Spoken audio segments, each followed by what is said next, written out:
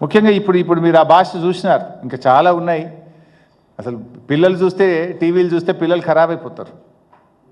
ఈ భాష చూసిన తర్వాత, ఆయన నిన్న మాట్లాడినటువంటి మాటలు విన్న తర్వాత, షాబాద్లో 3 పసిపిల్లల్ని 3 పెద్దవాళ్లను 6గురిని గొంతు కోసి కిరాతకంగా హత్య చేసినటువంటి ఆ రాజ్ కుమార్కు ఈ రేవంత్ రెడ్డికి మధ్య నాకు పెద్ద తేడా కనబడతలేదు.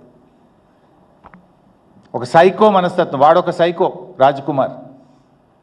నిజంగా ఎంత సైకో అయితే నాకు దక్కని వాళ్ళు ఎవరికి దక్కద్దు అని చెప్పి ఆ 6గురిని ఎంత దారుణాతి దారుణంగా కోడిని మెడకాయ కోసినట్టు కోసి చంపినాడు. పాపం ఒక ఉన్మాదిగా వ్యవహరించినాడు.